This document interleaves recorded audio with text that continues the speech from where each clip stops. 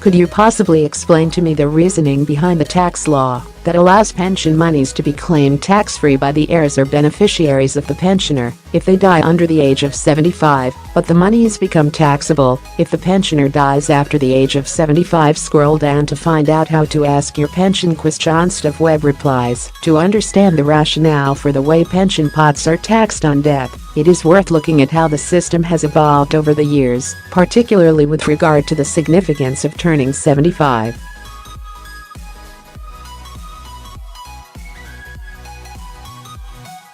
Back in 1976, the government of the day decided that once people turned 75, if they still had any money invested in a pension pot, they should turn it into an income for life or an annuity.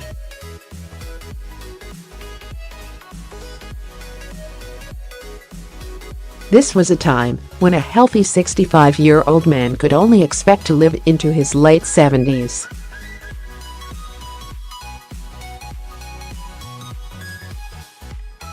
The thinking was that, if people have been given tax relief to build up an income in retirement, then there had to come a point when they turned their pension pot into a regular income.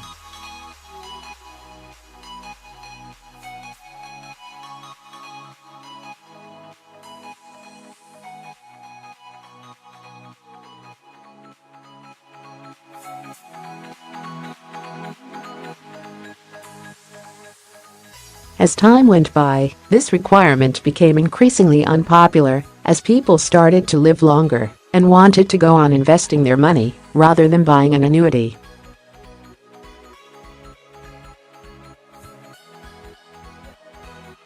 Pressure for reform grew, and eventually in 2011 the Treasury abolished the requirement to buy an annuity at 75.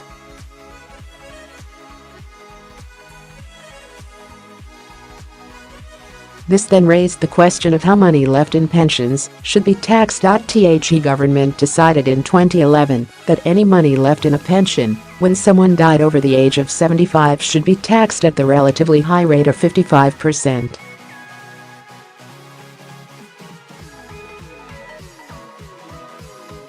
The rationale was that this recovered the value of tax relief someone might have been given when they put money into the pension, and also reflected the fact that pension pots do not generally count towards your estate for inheritance tax purposes.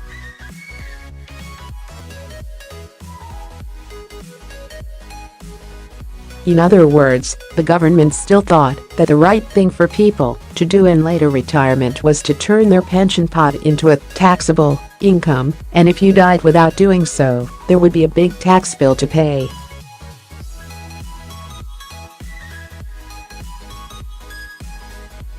Very quickly, this 55% death tax became unpopular, so in the autumn of 2014 the then Chancellor George Osborne announced that it would be abolished.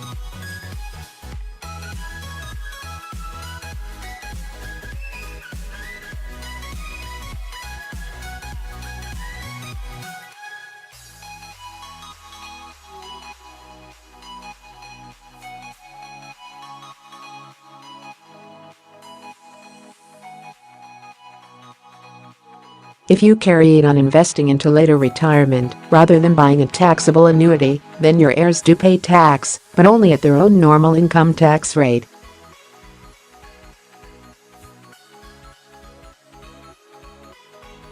Clearly, these rules do get chopped and changed, and there is no guarantee that the current rules will not be changed again.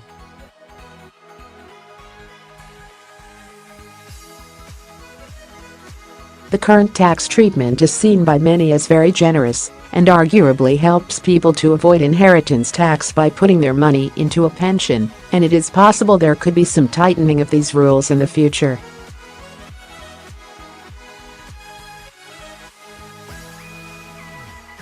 Former Pensions Minister Steve Webb is This Is Money's agony uncle.He is ready to answer your questions, whether you are still saving, in the process of stopping work, or juggling your finances in retirement.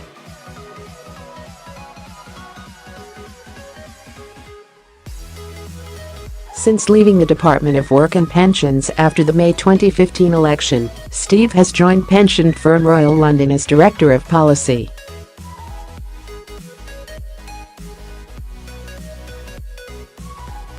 If you would like to ask Steve a question about pensions, please email him at pensionquestions@pasismoney.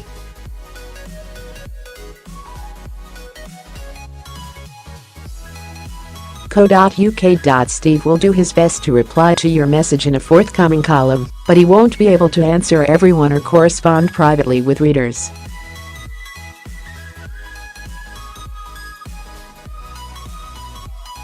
Nothing in his replies constitutes regulated financial advice. Published questions are sometimes edited for brevity or other reasons.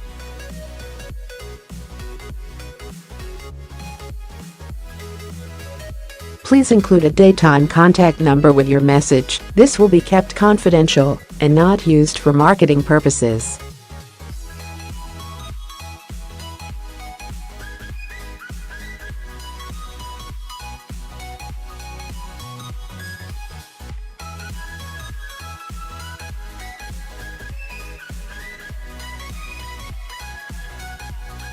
TPAS can be found here, and its number is 0300-123-1047. He receives many questions about state pension forecasts in COPE, the contracted-out pension equivalent.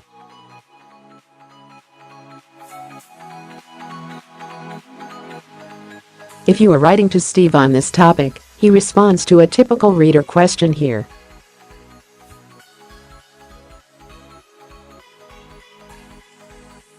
It includes links to Steve's several earlier columns about state pension forecasts and contracting out, which might be helpful.